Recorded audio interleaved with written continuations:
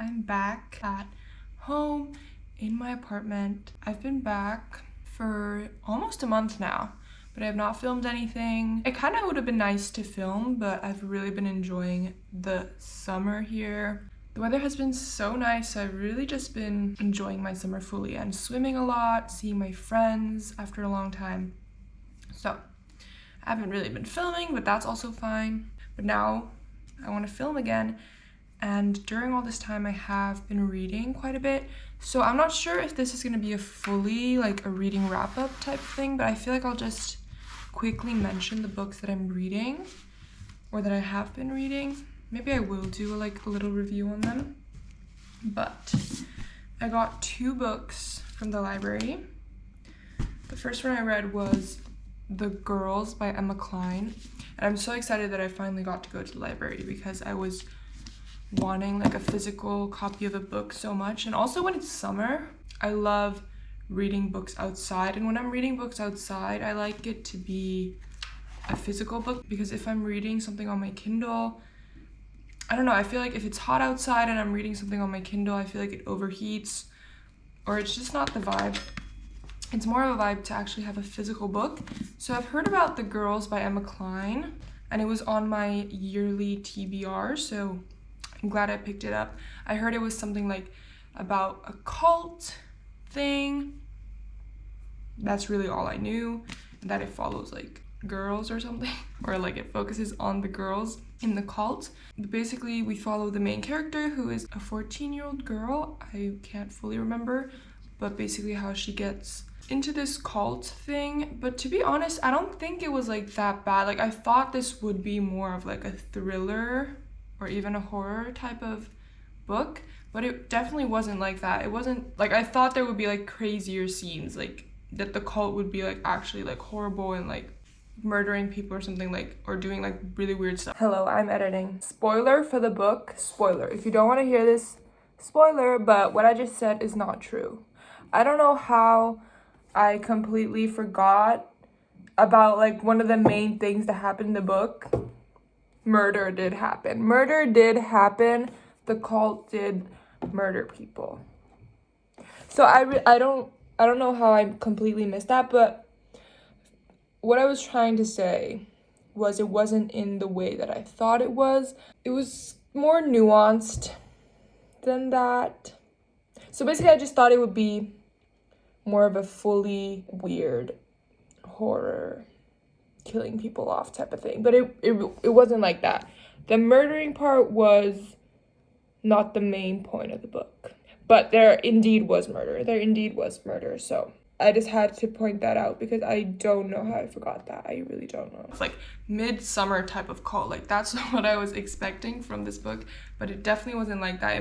It focused a lot more on the actual like girl, how like young girls can be vulnerable to joining cults like this, and just exploring themes of like womanhood, but also like the power structure differences between men and women. So I thought this was really good still, and the writing was really good, and yeah, it touched like on misogyny and just the patriarchy as well. So I thought that was really cool, but it was definitely not what I expected, but I still enjoyed it. And I could recommend it, but not like the strongest recommendation ever. If it sounds interesting to you, I feel like you should have a go at it. But otherwise, I don't think it's not my favorite book ever, but I don't regret reading it either. I gave it like a 3.75 stars, I'm pretty sure. So I guess this will just turn into kind of what I've been reading this summer. In one of my vlogs though, I did touch on some books I have been reading. So maybe this is like a what I read in July or something. I'm just gonna show you guys what I've been reading. And then I read Blue Sisters by Coco Mellors. I have to go return this in the library today, but I read this really, really fast. I just saw it, like I was just in the library real quick and I saw that this was on the shelf, and I've been wanting to read a book by Coco Mellors. She did that Something Frankenstein book.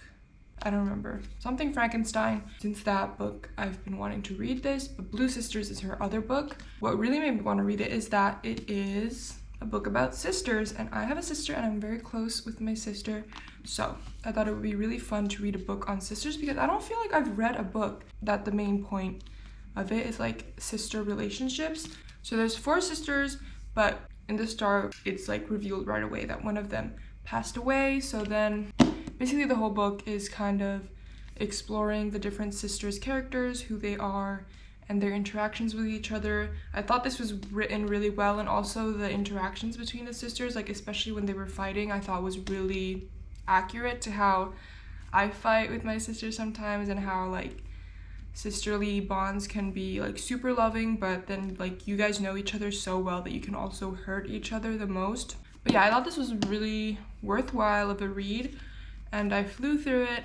I thought it was good, but also like not my favorite ever. I think it's still worth a read. I think I gave it either a 3.75 as well or a 4 stars, but I'm glad I read it though. And then in Thailand I actually did buy Mary Oliver's Devotions because I read Make Believe by Victoria Hutchins, who she is like a TikToker or like social media influencer. And I saw that she came out with this and I was really intrigued by it, and then I read it on my Kindle like in Thailand, and I was like, I really want the physical copy. It's like very short book, but it has like some really beautiful poems on hoping again. It's like very positive, and I was like, it would be cute to own this, and then like I can just scroll through it whenever I want a little boost. So after I got this, I was like, oh my god, I want to read more poetry because I have really never read poetry, and I feel like I'm not the best at understanding them, I think, but I want to get into them. So I've heard a lot about Mary Oliver. I had like her 1,000 Mornings poetry collection in my TBR, but then I saw like when I went to buy that one, I saw that they had this like bigger book of just different poems from different collections. Like it's her curated poetry collection from a lot of her different works. So I was like, okay, I'm just gonna buy it because I've heard that Mary Oliver is like really good. Like she's a very popular poet, and a lot of her poetry themes focus on like nature and stuff, and like the beauty in life. And I've read like, I'm 100 pages in. I'm not reading this like a normal book. I'm kind of just reading a few poems at a time. So I'll see when I end up finishing it, but I'm also annotating my favorites or like marking them.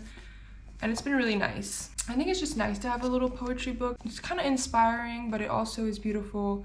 And when you find one that really resonates with you, I really like it. And it makes you think, it makes you ponder. Sometimes the poems don't affect me or hit me in any way, but everyone will find different things in the same poems, I feel like.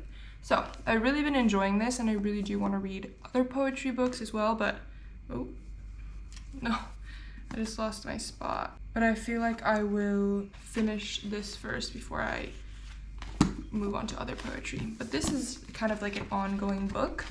But yeah, this one I can really recommend. It's very nice. Maybe a bit more like kind of corny, but good. It has like themes of, just makes you like appreciate life, remember why you're here, appreciate the people around you, appreciate your body, yourself.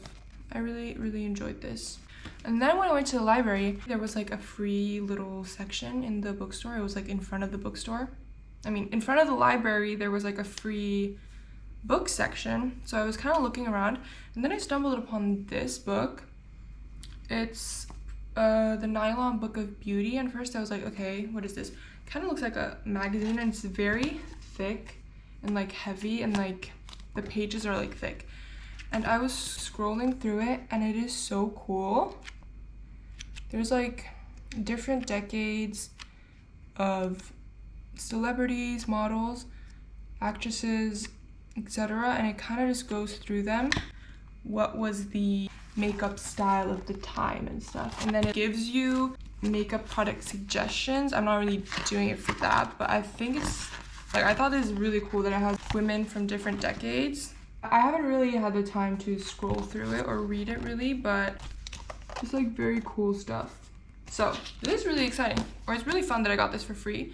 So I also got this. I have not read it or anything, but I don't know if it's something I will actually read, but definitely like scroll through it, maybe read like my favorites. Like, ooh, that makeup look is so cool. Look at those eyes. 70s. Maybe I could like one day do this randomly and like try to do a makeup look that's on here, but I like it.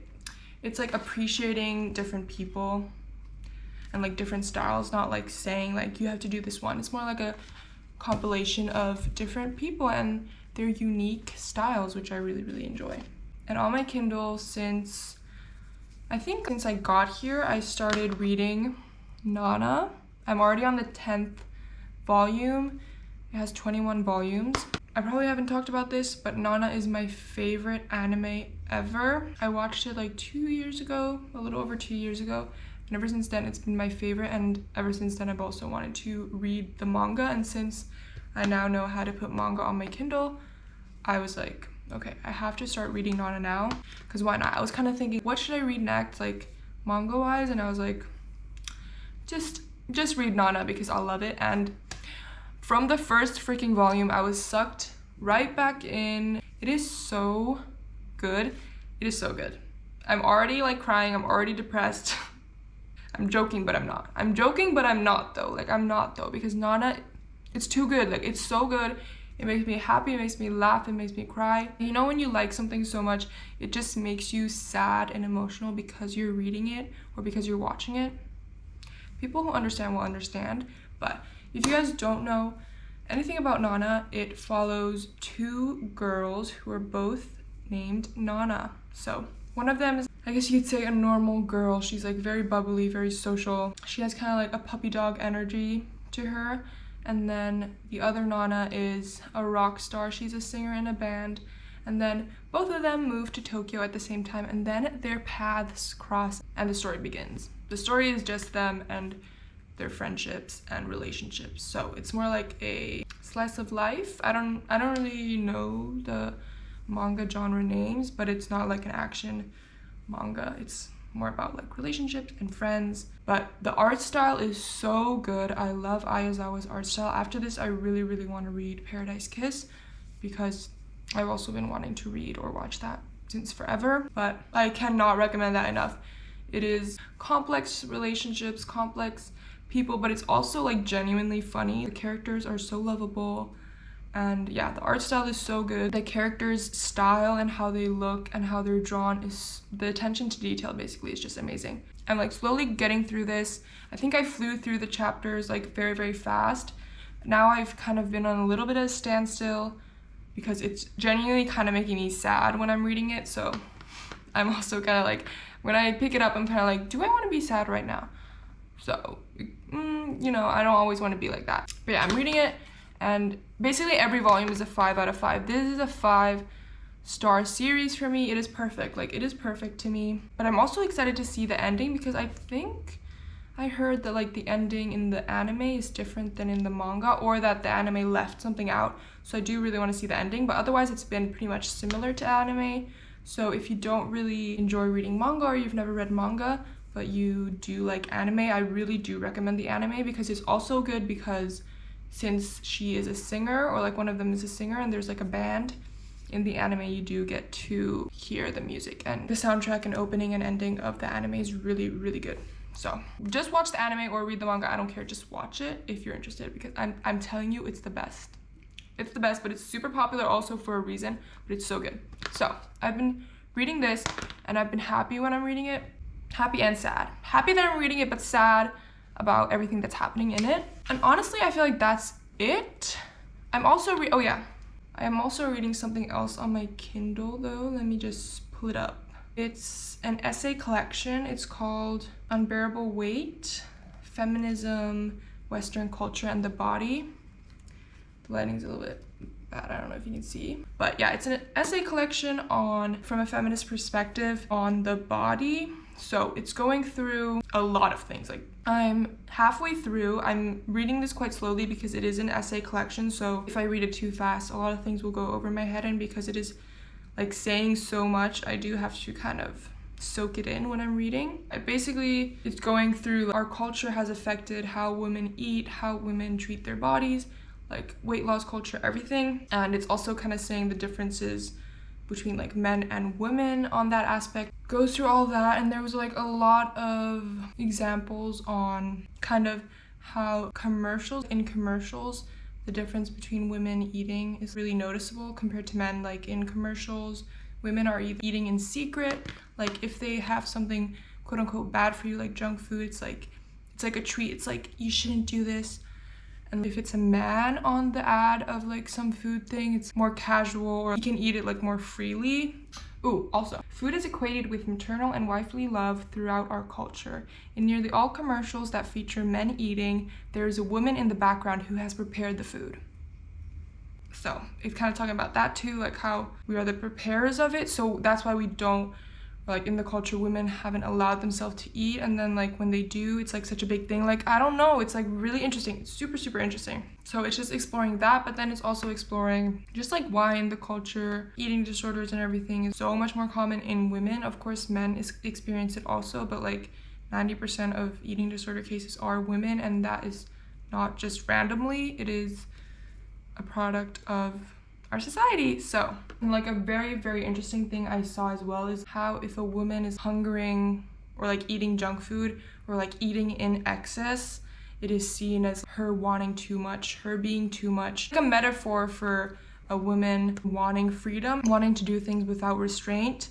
Or here, yeah, the most extreme cultural expressions of the fear of women as too much, which almost always revolve around her sexuality, are strikingly full of eating and hungering metaphors. Because kind of like how in movies, if a woman is kind of like a witchy character, it's like seen that she devours men. She's like a man eater. Like, do you see this? How sexuality and eating is, women's sexuality and eating is demonized and like seen as bad when it's really not.